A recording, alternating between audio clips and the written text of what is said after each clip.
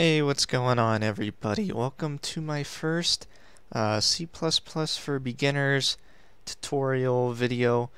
Um, this is my first video on this channel, and this isn't the only kind of video I want to make. In the future, I just thought making these kind of videos would be fun.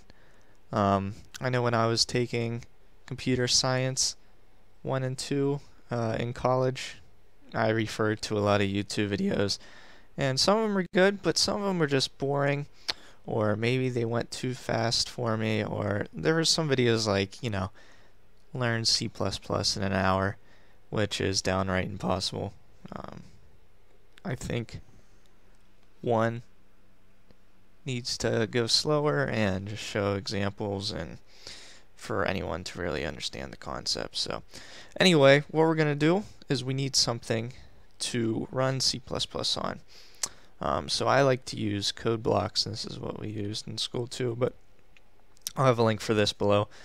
You go to downloads here and you click download the binary release, and I run Windows, so I click this one right here. I already have it downloaded, so once you get that downloaded, by the way, I am no expert. Also, disclaimer, I am no expert in C++ by any means. I just want... Okay, so we'll go ahead and say yes. I just want people to learn, and I want to kind of teach what I know, I guess, or what little I know. We'll find out. You agree? Next. That's fine. It's saying this because I already have Codeblocks installed. I just want to show you the installation process. Yeah, that's fine. So this will take a little while. Now, if you don't want to download anything, like if you're in a library or something, I don't know. I used to do this when I was in the library at school. I would go to, what was it, C++ online compiler, there we go, and just use this. This is fine. You can do this starting out, but I wouldn't recommend it, professionally. So you pretty much do whatever you want, type whatever you want, hit run, and it goes on down here. So that's an alternative for now, but if you're going to be using this, I highly suggest downloading something like Codeblocks or Visual Studio or whatever. Wow, this is still going. Okay, so I might as well talk a little bit while this is going on. Anyway, I wanted to make some videos on coding and some tutorials and kind of make them a little goofy, maybe a little crazy. I don't know how crazy they can get, but yeah, we're gonna amp it up. We're gonna take it to 100, and I'm just kind of stalling right now because I don't know what to say. But yeah, some of these videos, man, they're so boring. They're like, oh, I was watching this Python tutorial on, oh, you name a variable this, equals sign, and then what you want your variable. Like, come on, let's get a little excited here. Alright, so do we want to run? Yeah, hell yeah. That's what it should say. It shouldn't just say yes. It should say hell yeah. Alright, so it's going to open up Codeblocks. And now you should have a shortcut on your desktop. I believe that's standard. If not, you can just go here and search it and drag it out or whatever, make a shortcut on your desktop, if you want one, that is. At least that's what I do, because I use this more often than maybe I realize. Is this going? Also, this is on my laptop, not my desktop, because I'm home for spring break right now. There we go. It's a lot less powerful than my desktop. Anyway, once you open up Codeblocks, if you're creating a new project like we are now, you simply go click create new project, and you always hit console application. And this is always going to pop up, but I just ignore that. Go back to it. Make sure you hit C++, not C, and then next. We're going to name this whatever we want. I'm just going to name it practice.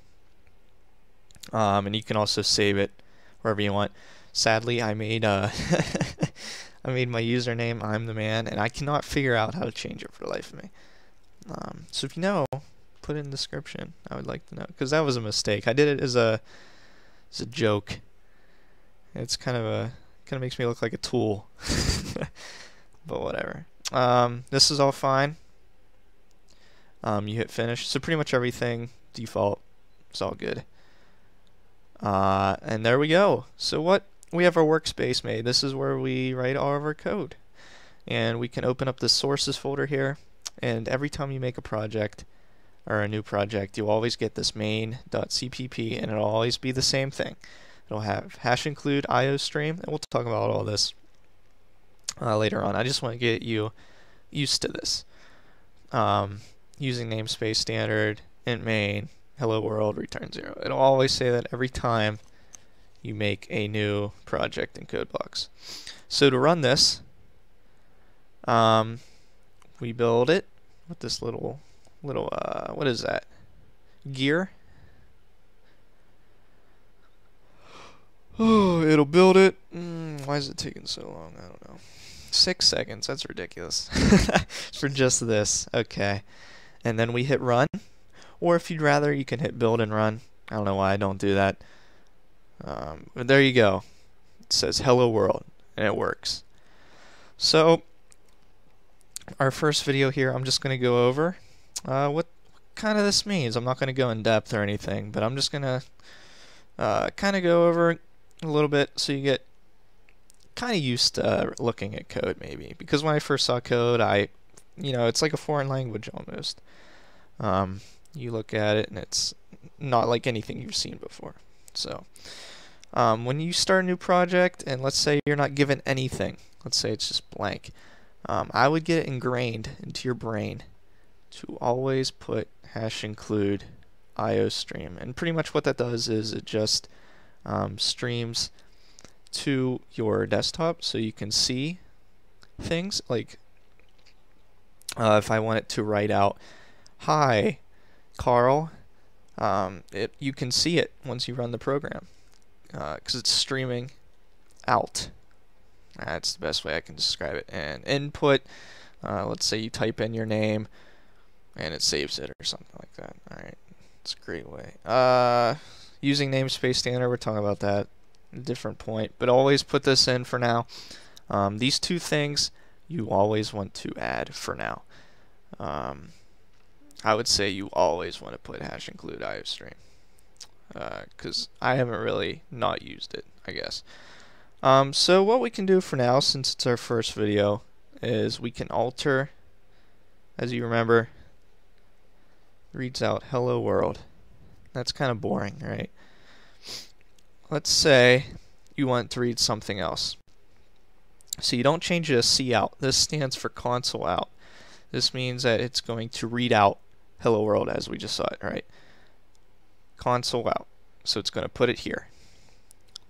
Okay, and then these two are mandatory, and then in quotations means you want to say this literally. You literally want to say hello world. I'm not trying to act like an adolescent girl and say literally all the time, but I actually mean it.